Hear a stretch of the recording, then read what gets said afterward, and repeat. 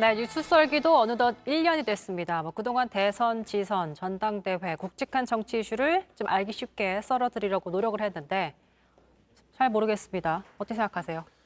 네, 앞으로 더 노력을 좀 해야 될 것 같고요. 아까 그 1년이라고 백설기 서로 이렇게 나눠 먹더라고요. 네. 저희도 지금까지 100개 이상 썰었더라고요. 백설기. 예.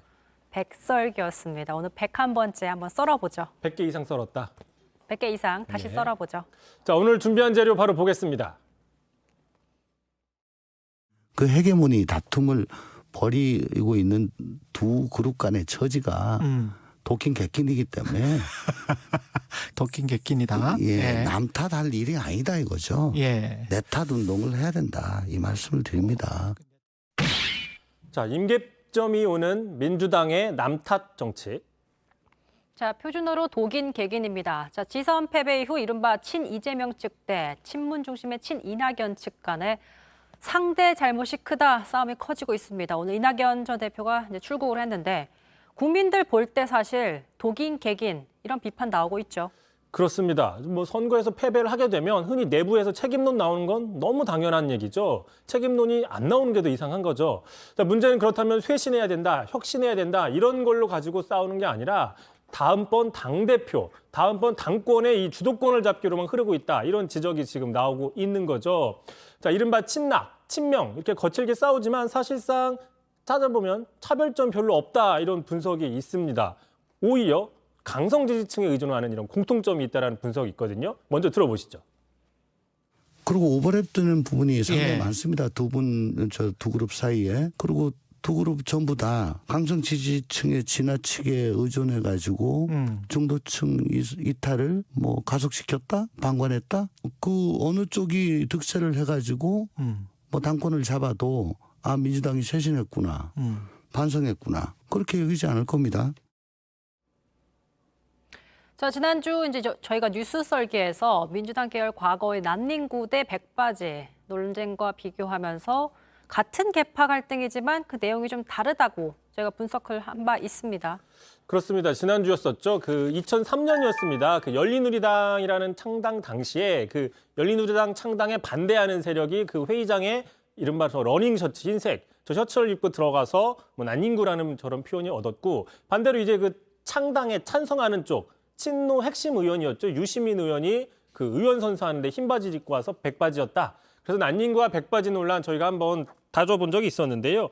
이게 무엇이냐면은 자, 김대중 정부에서 노무현 정부로 정권이 재창출됐잖아요. 정권이 재창출된 이후에 촉발된 가치관이나 노선 투쟁 성격이 있다라는 겁니다. 자, 보시는 것처럼 DJ식 정치와 노무현식 정치가 그 시절에 조금 결이 달랐다라고 볼 수 있는 건데 자, 호남 기반의 민주당에서 자, 이제 호남을 떠나서 PK와 수도권으로 넓혀야 된다라는 어떤 당시의 친노 세력이었던 거죠. 그리고 이제 중도 개혁에 좀 집중했던 그 이른바 난닝구파보다는 백바지파는 선명한 개혁성, 보다 강한, 보다 선명한 거를 강조하는 저런 차이점이 있다라는 거죠. 하지만 지금은 지금은 양측 친명, 친낙, 그렇죠. 친명, 친낙, 딱히 정체성 논쟁이 아니고 그냥 친소관계 이렇게 분석을 해봤었죠. 그러니까 과거에는 비록 계파 갈등이라도 앞에 좀 보신 것처럼 중도개혁, 선명개혁 이렇게 분명하게 노선 투쟁 성격이 있었습니다. 근데 지금은 단지 친소 관계에 따른 주류냐, 비주류냐 이걸 따지고 있다는 거잖아요. 그런 분석이 있다라는 겁니다. 자, 친소 관계에 따른 대표적인 계파 갈등이 무엇이냐?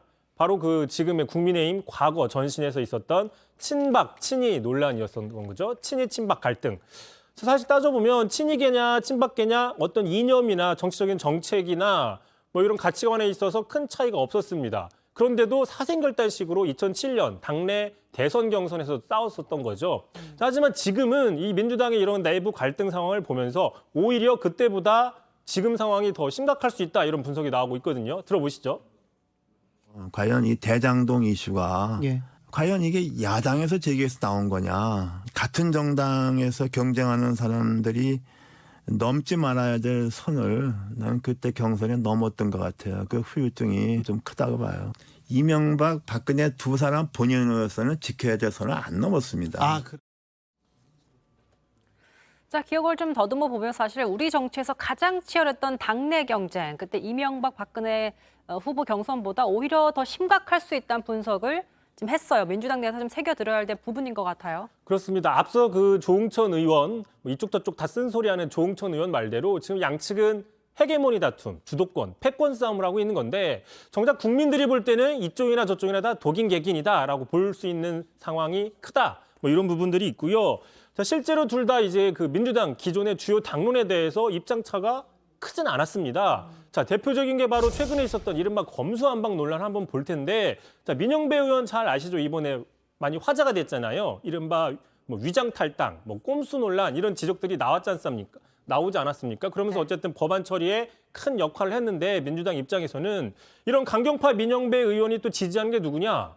바로 이재명 전 후보였거든요. 그러면서 이번에 이낙연 전 총리가 자 비판을 했지 않습니까? 사실상 이재명 의원을 비판했더니 이에 대해서 정치적인 선동을 하지 말아라 라고 하면서 이낙연 또 총리를 비판하고 있는 상황인 겁니다.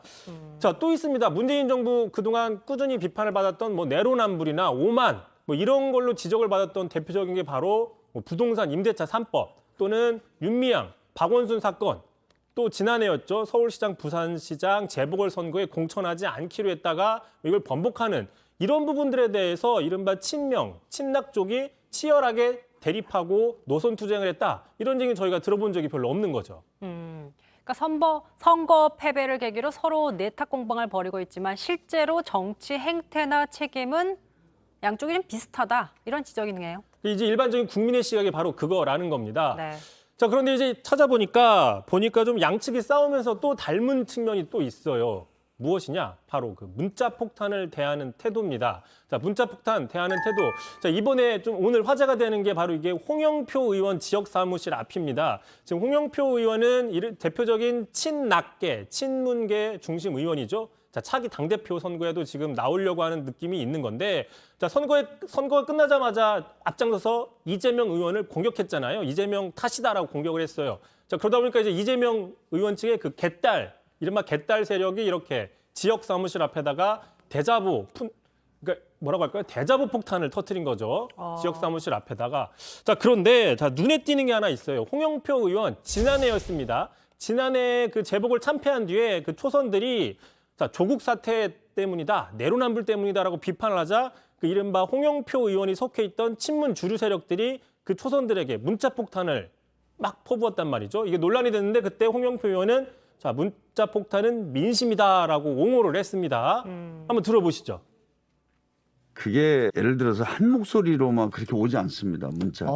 절대로 그렇지 않습니다. 그렇기 때문에 저는 그냥 그것을 어떤 민심의 소리로 듣습니다. 듣고 예. 솔직히 좀 심하다 그러면 안 봐요. 저는 아예.